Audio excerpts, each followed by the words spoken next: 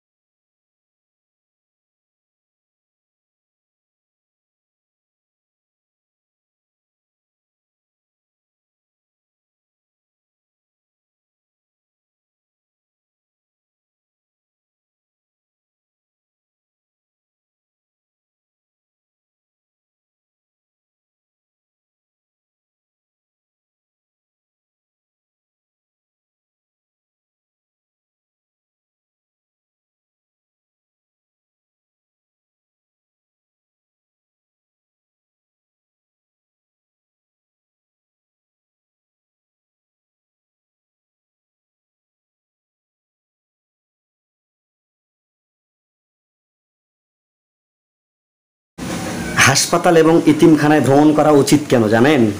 হাসপাতাল এবং এতিমখানায় যদি আপনি ভ্রমণ করেন, তাদের কষ্টগুলি দেখলে কিন্তু আপনি উপলব্ধি করতে পারবেন যে আসলে মানুষ কতটা কষ্টে আছে। হ্যাঁ, আপনারা যদি হাসপাতালে যান, হাসপাতালে গেলে কিন্তু আপনারা দেখতে পারবেন যে কত রকমের রোগী আছে। এবং এতিমখানায় যদি যান, আপনারা দেখবেন যে কারো বাবা নাই, কারো মা নাই, কারো আত্মীয় স্বজন নাই। আপনারা এসব জায়গায় ঘুরতে যাবেন। আপনারা মাঝে মধ্যে অবশ্যই কিন্তু আপনারা হাসপাতালে যাবেন এবং এতিমখানায় যাবেন এতিম বাচ্চাদেরকে দেখার জন্য, এবং হাসপাতালে যাবেন অসহায় রোগীদের আর্তনাদ দেখার জন্য। তাহলে আপনাদের জীবনটা পরিবর্তন হয়ে যাবে। আপনাদের সকলকেই আমি বলবো যে আপনারা হাসপাতালে অবশ্যই ভ্রমণের উদ্দেশ্যে হাসপাতালে যাবেন। কেমন দেখবেন যে মানুষের অসহায়ত্ব কাকে বলে। হ্যাঁ ভাই বোন বন্ধুরা, আপনাদেরকেই বলছি, আন্টি আঙ্কেল আপনাদেরকেই বলছি, যারা আমার ব্লগ ভিডিওটি দেখছেন তাদেরকে উদ্দেশ্য করে বলছি, অবশ্যই আপনারা হাসপাতালে এবং এতিমখানায় যাবেন। তাহলে তাদের আর্তনাদ দেখবেন। এবং আপনাদের সঙ্গে কথা বলতে অলরেডি আমরা ভ্রুঙ্গামারি থেকে বাহির হয়ে আসলাম। ভালো থাকবেন, সুস্থ থাকবেন। আল্লাহ হাফেজ।